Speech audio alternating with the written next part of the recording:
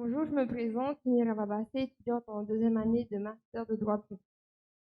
Le 6 juillet 2021, un grand nombre de journaux nationaux et d'associations de défense des droits des personnes LGBTQIA+, font leur une sur les conditions de détention des personnes transgenres. Ce 6 juillet 2021 correspond à la publication au journal officiel du rapport de Madame de CGLPL relatif à la prise en charge des personnes transgenres dans les prisons. Cette actualité nous amène au sujet, objet du présent développement, les droits des personnes transgenres en prison. En ce qui concerne le terme transgenre, le dictionnaire juridique ne donne pas encore de définition.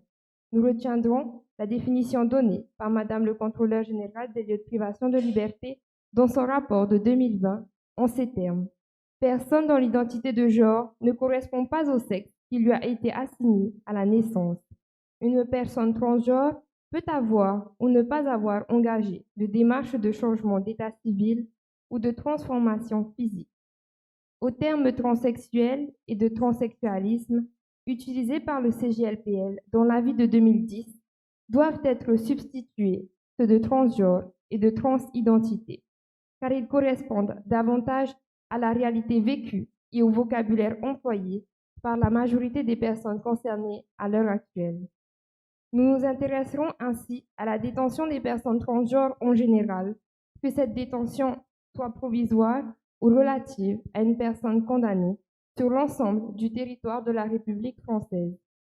Le rapport du CGLPL indique que les personnes transgenres sont victimes de nombreuses agressions et plus sujettes que les autres aux dépressions, aux gestes auto-agressifs, aux comportements addictifs, au sans-abrisme et aux mesures de privation de liberté.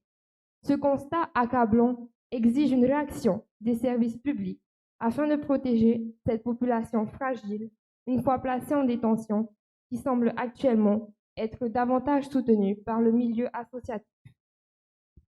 La France semble ainsi à l'arrière-garde des droits reconnus aux personnes transgenres concernant leurs droits fondamentaux. Comment, en 2021, est-il encore possible de ne pas intégrer un pan de la population dans la protection des droits fondamentaux? Le puritanisme et le conservatisme du législateur français, mis à mal par les instances européennes, peut-il s'affranchir de l'obligation de faire respecter les droits fondamentaux des personnes transgenres? Ces interrogations nous emmènent à nous demander si les personnes transgenres en détention bénéficient d'une protection efficace de leurs droits fondamentaux. Ces dernières années témoignent de l'évolution du cadre juridique des droits des personnes transgenres en détention, bien qu'il s'avère difficile de mettre en œuvre le respect de l'ensemble de leurs droits fondamentaux.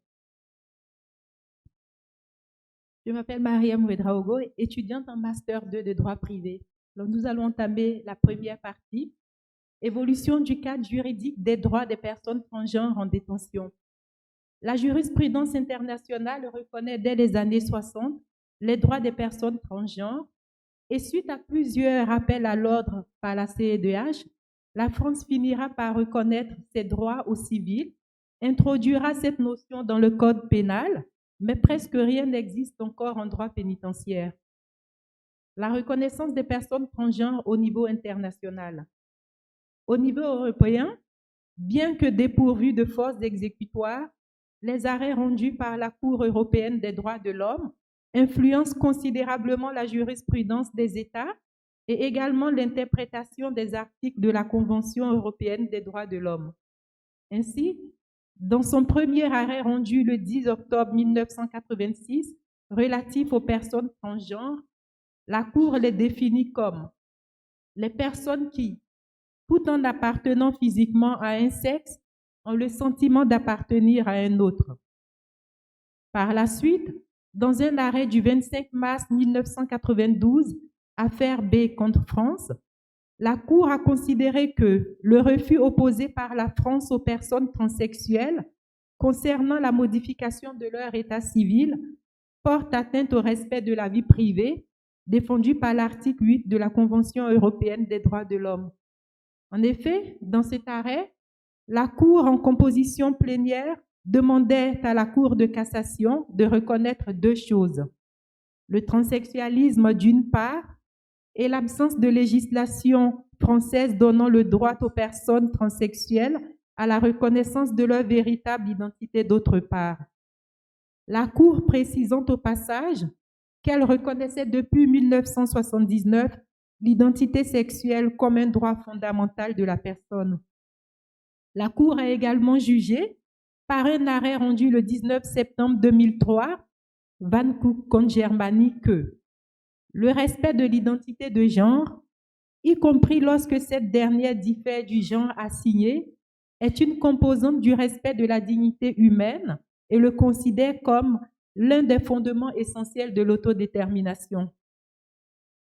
Au niveau international, les normes évoluent constamment vers une reconnaissance accentuée de l'accès aux droits fondamentaux des personnes transgenres. C'est ainsi que le 27 mai 2019, l'Organisation mondiale de la santé a retiré la transidentité de la classification des troubles mentaux. La situation critique des personnes membres de la communauté LGBTI et trans en particulier a incité les Nations unies à édicter les principes de Yogyakarta dans le but de guider les États dans l'application de la législation internationale des droits humains en matière d'orientation sexuelle et d'identité de genre. L'adoption de ces principes le 26 mars 2007, suivie par 3 résolutions des Nations unies en 2011, 2014 et 2016, constitue une véritable avancée sur l'application de la législation internationale des droits de l'homme en matière d'orientation sexuelle et d'identité de genre. Ces principes de soft law sont accompagnés de diverses recommandations. Ils réaffirment l'obligation primordiale des États de mettre en application les droits humains. Concernant les personnes transgenres privées de liberté, le principe 9 des principes de Yogyakarta décline 7 obligations qui incombent aux responsables de la détention, qui sont notamment la garantie d'accès à des soins adaptés, l'association de la personne à son affectation, la formation du personnel pénitentiaire, etc. De même, l'ensemble des règles minimales des Nations unies pour le traitement des détenus, appelées règles Nelson Mandela, prévoit l'autodétermination des personnes transgenres en matière d'identité de genre quand elles sont incarcérées. De son côté, le Comité européen pour la prévention de la torture et des peines ou traitements inhumains ou dégradants recommande que soient mises en place des politiques visant à lutter contre les discriminations et l'exclusion auxquelles sont confrontées les personnes transgenres en détention. Il prône également l'adoption d'une stratégie globale de lutte contre le harcèlement. Toutes ces normes traduisent bien une volonté de prise en compte des droits des personnes transgenres afin que ces dernières ne soient pas exposées à des conditions de détention inhumaines et dégradantes. Mais quelles ont été les transpositions au niveau national? Claire Jousset, étudiante en Master 2 droit privé. Donc nous allons voir maintenant qu'au niveau national, il y a une reconnaissance en droit civil, mais quasiment rien en droit pénitentiaire. Le principe du respect de la vie privée est affirmé pour la première fois dans le Code civil de 1804 par l'article 9 « Chacun a droit au respect de sa vie privée ». En 1946, le préambule de la Constitution complète cette notion en ces termes. Au lendemain de la victoire remportée par les peuples libres sur les régimes qui ont tenté d'asservir et de dégrader la personne humaine, le peuple français proclame à nouveau que tout être humain, sans distinction de race, de religion ni de croyance, possède des droits inaliénables et sacrés.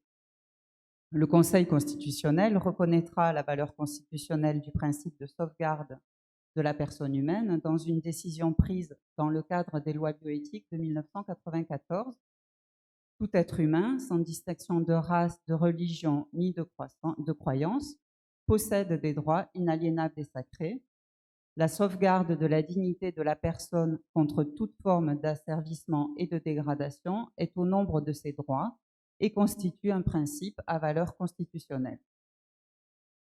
Le principe en France de respect de la dignité, donc pour autant que constitutionnel, restait incomplet quant à la liberté relative au choix de son sexe à l'état civil et la procédure de changement de sexe relevait du parcours du combattant. Jusqu'en 2016, c'était la jurisprudence qui déterminait les conditions exigées pour un changement de sexe, après une condamnation de la France par la CEDH qui datait de 1992. L'Assemblée plénière de la Cour de cassation, sur le fondement de l'article 8 de la Convention européenne des droits de l'homme, autorisait donc de reconnaître le changement de sexe, mais à 2 conditions. La première était une expertise judiciaire qui incluait une expertise psychiatrique.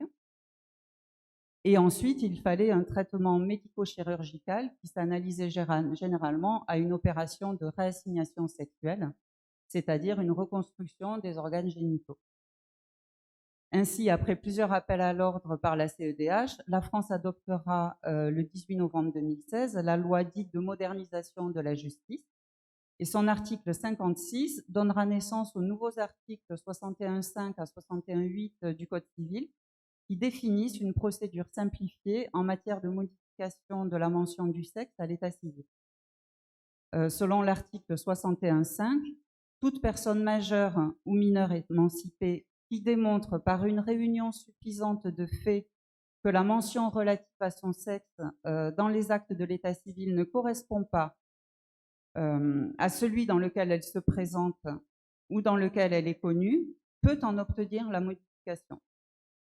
Et ce même article énonce ensuite que les éléments de preuve peuvent être apportés par tout moyen. Donc les changements de prénom et de sexe sur les papiers d'identité sont ainsi grandement simplifiés et la nécessité d'une expertise judiciaire et donc d'une expertise psychiatrique est abandonnée.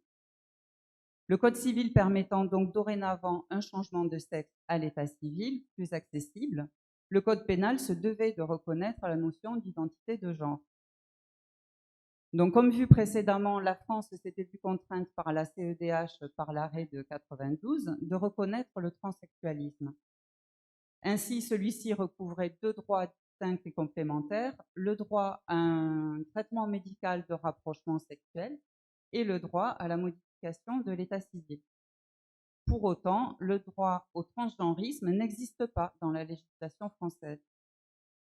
En réponse à cette condamnation de la CEDH, le législateur, par une loi du 22 juillet 1992, introduit dans l'article 225.1 du Code pénal la notion de discrimination pour toute distinction opérée entre les personnes physiques, notamment à raison de leur sexe.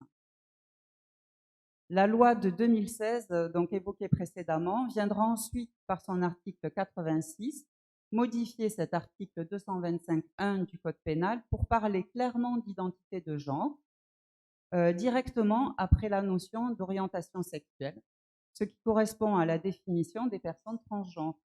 Je cite, « constitue une discrimination, toute distinction opérée entre les personnes physiques sur le fondement de leur origine, de leur sexe, de leur orientation sexuelle, de leur identité de genre. » Fin de citation.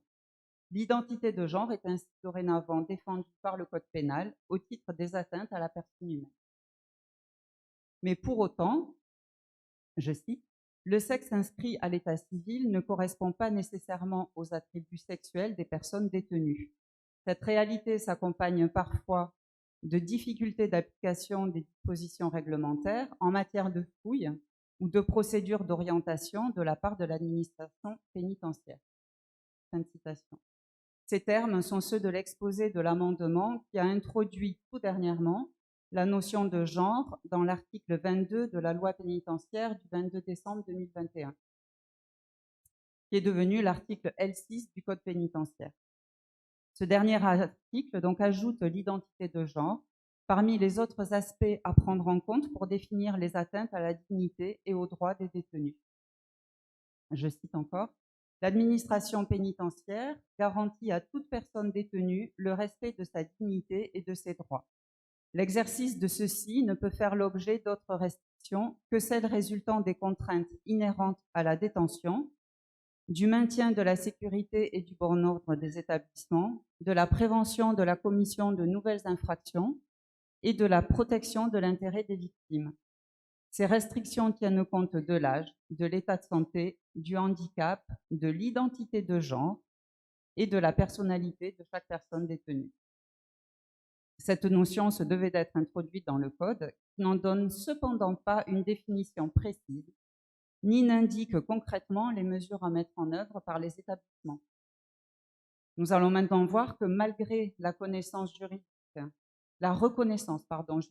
des personnes transgenres en détention, il convient de souligner que la prise en compte totale de leurs droits fondamentaux s'avère difficile à mettre en œuvre. Si le cadre juridique actuel permet la reconnaissance de l'identité de genre et ou sexuelle choisie, cette reconnaissance n'est pas toujours effective en détention, ce qui caractérisera une atteinte au respect de la vie privée et de la dignité. Dans la loi du 8 avril 2021 relative à la garantie du droit au respect de la dignité en détention, ouvre une nouvelle voie de recours, ne produisant pas forcément les effets escomptés. L'ensemble des directives et droits ainsi reconnus par la France ne sont pas pour autant suivis des faits en détention. Dans un avis rendu le 24 mars 2022, la Commission nationale consultative des droits de l'homme constate que, de manière générale, la prison est régie par une inversion de la hiérarchie des normes juridiques. Les textes et notes internes à l'administration pénitentiaire y occupent une place prépondérante, alors que la Convention européenne des droits de l'homme et la Constitution française semblent au contraire reléguées au second plan. Lors de visites effectuées en 2021 dans plusieurs lieux de détention, Madame le CGLPL a pu constater la disparité des traitements des personnes transgenres détenues. En effet, il appartient à l'administration pénitentiaire de faire respecter le droit à la dignité des personnes en détention, et elle seule est compétente pour apprécier les moyens à mettre en œuvre pour faire cesser ces conditions indignes. Ainsi, il n'existe pas de consigne nationale pour les lieux de privation de liberté. Chaque établissement mène sa propre politique en fonction de la sensibilité du chef d'établissement. C'est ainsi qu'au centre pénitentiaire de Caen, grâce à l'expérience de la directrice, les personnes transgenres étaient fouillées par du personnel correspondant à leur identité de genre choisie et non par leur identité de genre déterminée par leur état civil. Plusieurs atteintes récurrentes au respect de la vie privée et à la dignité peuvent être relevées, outre le non-respect de l'identité de genre, telles que l'absence d'une équipe médicale spécialisée ou formée permettant le commencement ou le suivi d'un traitement par hormonothérapie, ou encore le placement en centre de détention spécialisé, c'est-à-dire accueillant déjà des personnes transgenres, mais impliquant une incarcération loin du domicile familial et entraînant une rupture des liens avec la famille et l'environnement. Aucun accès à des droits à des produits de maquillage ou vêtements correspondant à l'identité de genre. Ou enfin, la mise en isolement quand l'établissement est dans l'incapacité de garantir l'intimité dans les accès aux toilettes et douches, privant ainsi les personnes détenues de la possibilité de travailler et d'avoir accès aux infrastructures communes comme les salles de sport, les bibliothèques ou encore les salles de détente. Tous ces points relevés constituent des atteintes caractérisées au respect de la vie privée et à la dignité des personnes en détention. Dans un arrêt du 19 octobre 2020 relatif aux conditions de détention en Nouvelle-Calédonie, le Conseil d'État rappelait les termes de l'article 22 de la loi du 24 novembre 2009 pénitentiaire déjà évoquée. Il précise également que, eu égard à la vulnérabilité des détenus et à leur situation d'entière dépendance vis-à-vis de l'administration, il appartient à celle-ci, et notamment aux directeurs des établissements pénitentiaires, en leur qualité de chef de service, de prendre les mesures propres à protéger leur vie, ainsi qu'à leur éviter tout traitement inhumain ou dégradant, afin de garantir le respect effectif des exigences découlant des principes rappelés notamment par les articles 2 et 3 de la Convention européenne de sauvegarde des droits de l'homme. Le droit au respect de la vie, ainsi que le droit de ne pas être soumis à des traitements inhumains ou dégradants, constituent des libertés fondamentales au sens des dispositions de l'article L. 521-2 du Code de justice administrative. De plus, un arrêt fondateur rendu par la CEDH le 30 janvier 2020, condamnant la France pour la dérive systémique des conditions indignes de détention dans les prisons françaises, a participé à l'adoption de la loi du 8 avril 2021 tendant à garantir le droit au respect de la dignité en détention en créant un recours préventif au fond aux détenus, estimant que ces conditions d'incarcération sont contraires à la dignité. La possibilité de saisir le juge des libertés ou le juge de l'application des peines. Il s'agit donc de l'espoir d'une nouvelle voie de recours pour rendre du sens à la peine. Les personnes transgenres en détention qui estiment que leurs conditions de détention sont contraires à la dignité ont désormais une voie de recours autre que le recours devant le juge administratif ou devant le juge des référés. Cette loi, pensée initialement pour résoudre le problème de surpopulation carcérale, pourrait en effet être utilisée par les personnes transgenres pour lesquelles le respect de l'identité de genre est un droit fondamental. Par la création de l'article 803-8 du Code de procédure pénale, toute personne détenue dans un établissement pénitentiaire qui considère que ses conditions de détention sont contraires à la dignité de la personne humaine peut saisir le juge des libertés et de la détention afin qu'il soit mis fin à ces conditions de détention indignes. À la fin d'un délai strict et assez court imparti, si le juge considère que l'administration pénitentiaire n'a pas mis fin aux conditions jugées indignes, il peut prendre une décision ordonnant soit le transfèrement de la personne dans un autre établissement, soit sa mise en liberté. Cette disposition fait écho à la dernière recommandation de Madame la CGLPL en 2019 qui s'intitule « Préparer et accompagner le retour des personnes privées de liberté dans la communauté ». Reprise 1 mois après le vote de la loi faisant suite à la conclusion de l'avis rendu en mai 2021, en cas d'impossibilité de garantir à une personne transgenre une prise en charge respectueuse de sa dignité, de son identité, de sa vie privée, de son intimité et de sa sécurité, ou si elle est empêchée de poursuivre ou d'engager une transition médicale pourtant souhaitée, des alternatives à la privation de liberté, des sorties temporaires ou une remise en liberté doivent être envisagées. Il est aisé d'imaginer que la solution retenue sera plus souvent le transfèrement que la remise en liberté.